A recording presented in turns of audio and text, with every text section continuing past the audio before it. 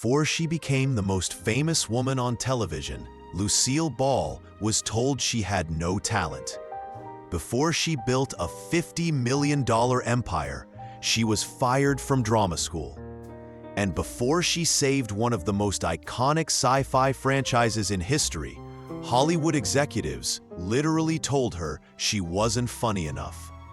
This is the real story of how a broke, untalented actress became the first woman to run a major Hollywood studio and change television forever.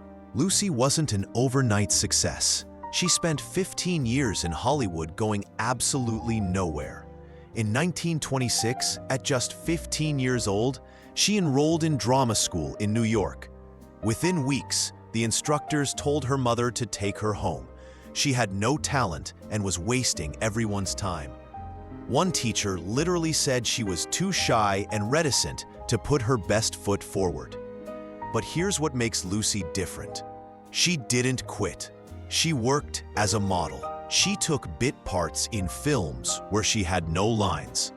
She was a contract player at RKO Studios, appearing in over 50 films throughout the 1930s and 40s. And most people didn't even know her name. Film executives kept putting her in dramatic roles, and she kept failing at them. Because here's the thing, Lucy wasn't meant to be a dramatic actress.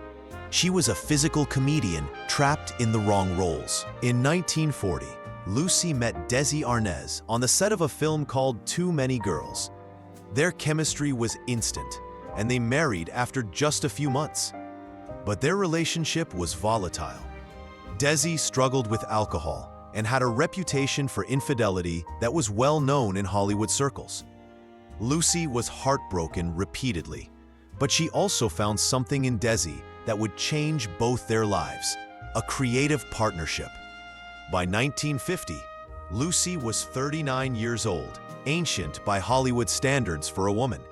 Her film career was going nowhere. CBS offered her a radio show called My Favorite Husband, which was moderately successful, and they wanted to adapt it for this new medium called television. Lucy had one condition: Desi had to play her husband. CBS said no. Audiences wouldn't believe a Cuban bandleader married to a red-headed American woman.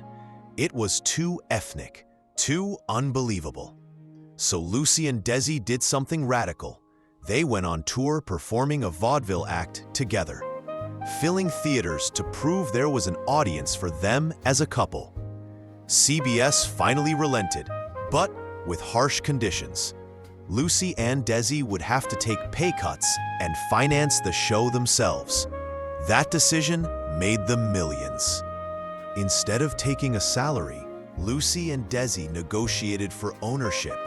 They formed Desilu Productions, and this is where Lucy became a businesswoman, not just a performer.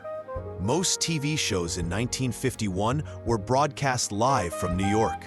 Lucy insisted on filming in Los Angeles, where they lived. The networks balked. Filming was expensive. So Lucy and Desi made another deal. They'd take even less money if they could own the episodes after they aired. The network thought this was worthless. Who would want to watch a TV show twice? That worthless deal created the entire concept of TV reruns and made Desilu Productions worth $50 million within a decade. But here's what people don't understand about Lucy. She wasn't just funny. She was a perfectionist with complete creative control. She insisted on filming with 3 cameras, a technique that became the industry standard. She demanded a live studio audience when everyone said it was too complicated. She choreographed every pratfall, every facial expression, every comedic beat with precision. There's a famous episode where Lucy stomps grapes in Italy. That scene took 40 takes. Lucy kept pushing until it was perfect. She was covered in bruises, exhausted, but she knew exactly what would make America laugh. When she got pregnant in real life, the network panicked. You couldn't show a pregnant woman on television in 1952. It was considered too suggestive. Lucy fought back and won. They wrote her pregnancy into the show, and the episode where little Ricky was born had 44 million viewers, more people than watched the presidential inauguration the next day. Lucy was doing things that were unthinkable for women in the 1950s, running production meetings, making casting decisions, negotiating with networks, managing budgets and schedules. One writer recalled, "She knew every light cue, every camera angle.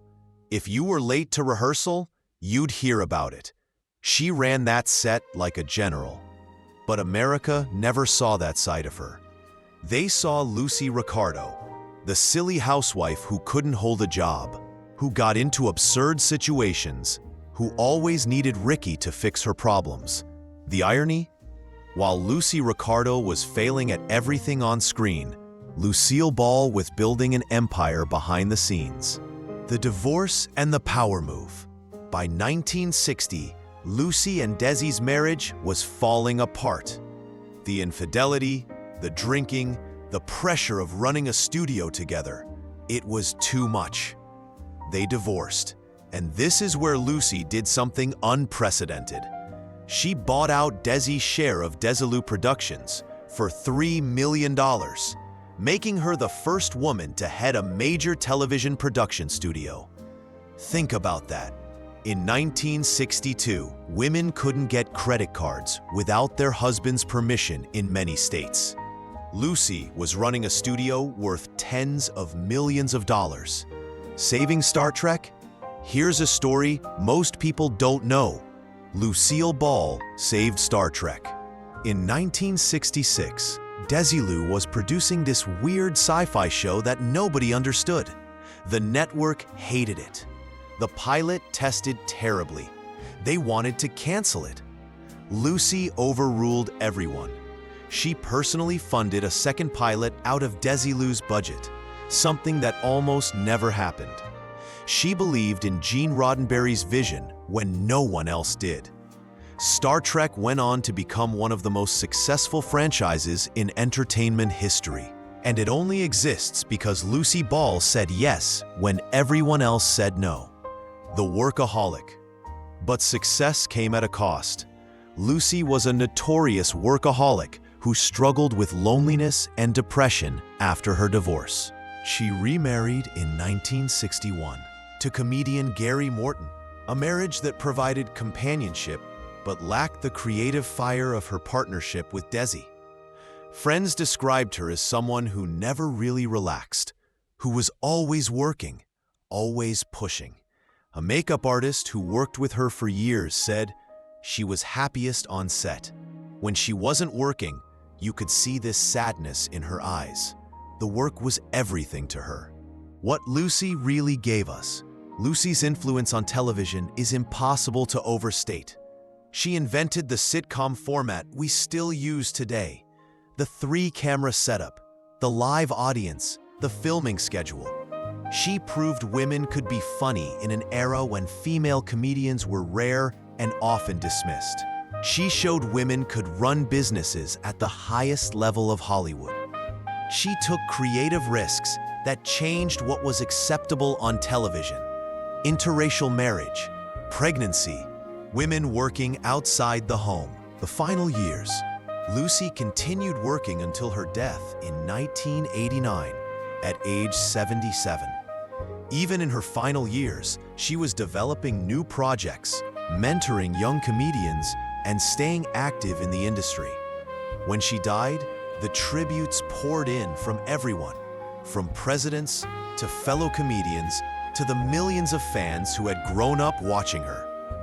But perhaps the most fitting tribute came from Bob Hope, who said she was not just a great comedian, she was a great businesswoman, a great producer, and a great friend.